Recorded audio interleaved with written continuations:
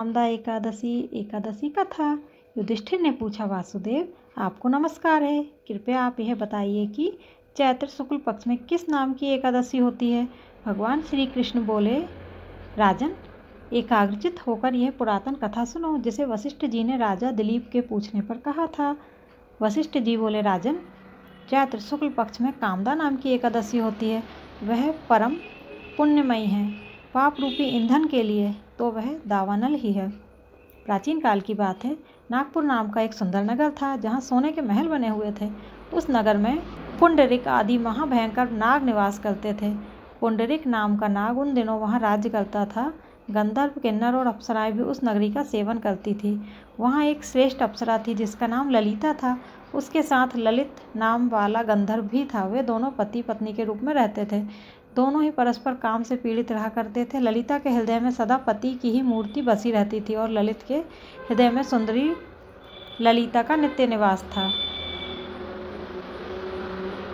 एक दिन की बात है। नागराज पुंडरिक राजसभा में बैठकर मनोरंजन कर रहे थे। उस समय ललित का गान हो रहा था, किंतु उसके साथ उसकी प्यारी ललिता नहीं थी। गाते गाते उसे ललिता का स्मरण हो आया, अतः उसके पैरों की गति रुक गई और जीभ लड़खड़ाने लगी।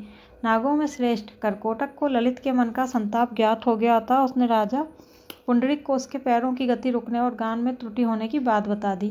करकोटक की बात सुनकर नागराज पुंडरिक की आंखें क्रोध से लाल हो गई।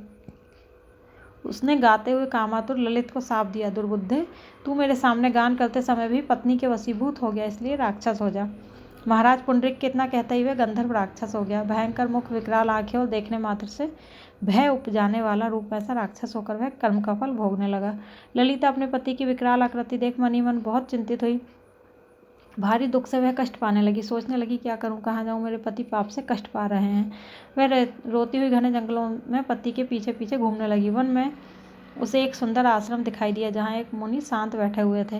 किसी भी प्राणी के साथ उनका वैर विरोध नहीं था। ललिता शीघ्रता के साथ वहाँ गई और मुनि को प्रणाम करके उनके सामने खड़ी हुई। मुनि बड़े दयालु थे। उस दुखिनी को देखकर वे इस प्रकार बोले, सुबह, तुम कौन हो, कहाँ से आई हो, मेरे सामने सच सच बताओ। ललिता ने कहा, महामुने, वीर धनवा नाम वाले एक गंधर्व है। मैं उन्हीं महात्मा की पुत्री हूँ। मेरा नाम ललिता है। मेरे स्वामी अपने पाप दोष के कारण राक्षस हो गए हैं। उनकी यह अवस्था देखकर मुझे चैन नहीं है। ब्राह्मण, इस समय मेरा जो कर्तव्य हो वह बताइए। विप्रवर, जिस पुण्य के द्वारा मेरे पति राक्षस भाव से छुटकारा पा जाए उसका उपदेश दीजिए। ऋषि बोले, भद्रे, इस समय चैत्र मास के शुक्ल पक्ष की कामदा नामक एकादशी तिथि है जो सब पापों को हरने वाली और उत्तम है। तुम उसी का विधि पूर्वक व्रत करो और इसी व्रत का जो पुण्य हो उसे